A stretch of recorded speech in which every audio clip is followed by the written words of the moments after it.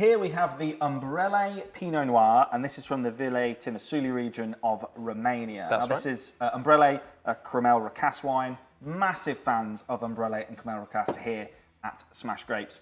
One of our really well-selling reds, actually. This. Yeah, I mean, absolutely. Anything we get from Cremel Recas seems to do fantastically. Pinot Noir, so yeah, as Dan says, they do the international grape varieties. They do Pinot Noir, they do Sauvignon, they do Merlot, they do Chardonnay. They also do their native grape varieties, so less known Romanian grapes. Pinot Noir, it's one of my favourites from them. Oh, it is good. So Pinot Noir is a very, very light, thin-skinned red grape. Nearly stumbled on that one.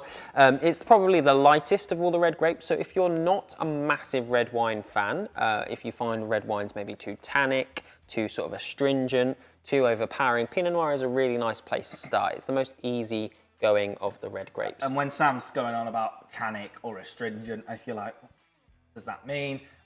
If you couldn't handle a black coffee, but you love a nice milky, frothy coffee, you know, you like that flavour, but you just want it a bit dulled down, that's what tannin is. So the bigger red wines, they make your mouth feel really dry, and they're what people think are like bitter and harsh. Pinot Noir is gateway, isn't it? Yeah, it's gateway. It's entry level for sure. And that all comes from skin. So the tannin in red wine comes from the skin.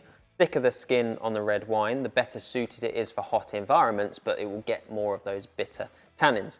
Pinot Noir, super thin-skinned. Now that means it's a bit sensitive to the sun. You've got to be careful with Pinot Noir. It has to grow in cool environments.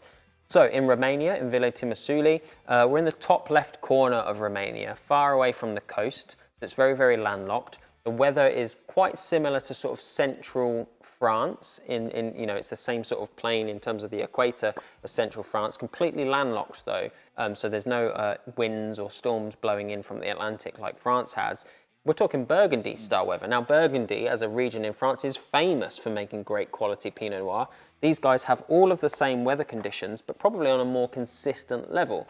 Landlocked, therefore they don't get the inconsistent weather. That means they can predict how things are going to turn out each year, and that means great value for money. Yeah, I mean, you know, we stock a lot of Romanian wines, and ultimately, like I said before, a lot of them are some of our best sellers. They are super great value and they're really high quality. This is like proper modern winemaking. It's not horse and cart, rustic, boutique. This is cutting edge stuff from Philip and the team at Cremel Recas. Yeah, absolutely. Philip Cox, Englishman, his wife Elvira, they founded it 10, 15 years ago now. I'll lose track of the decades, to be honest. It's more. It's probably 20 years ago or so. But it is a state-of-the-art operation. They ship all over the world. They're relatively big as well. This isn't actually that small scale. Very state-of-the-art, very sustainable, but real expertise here. And actually, you know, I love their native stuff. It's really, really good. And if you want to explore Romanian native grape varieties, highly recommend it.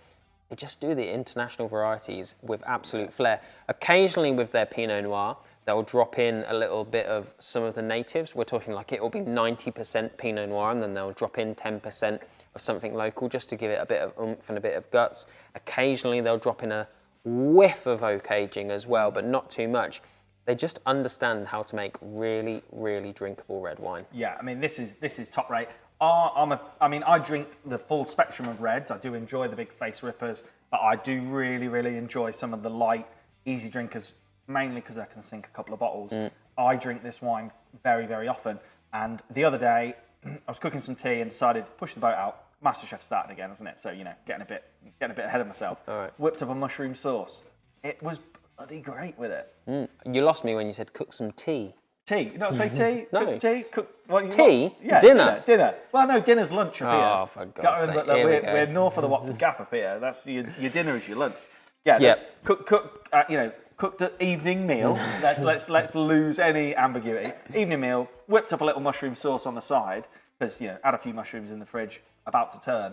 This actually was bloody good with it. Yeah, mushroom is a flavour that pops up a lot with Pinot Noir. So if you're drinking those posh Burgundies, they'll talk about those savoury mushroom flavours. And there's no doubt you could possibly get that from this type of wine. So yeah, anything mushroomy. It will even go well with creamy as well. There's malolactic fermentation, there's lees aging in this as well. That creates the creaminess, that we tend to associate with white wines, but it will be in this red as well. So yeah, mushroom sauce, lots of herbs, that sort of thing. Definitely a good pairing. Right, I'll crack out the king oysters. Whip up the sauce. Cheers.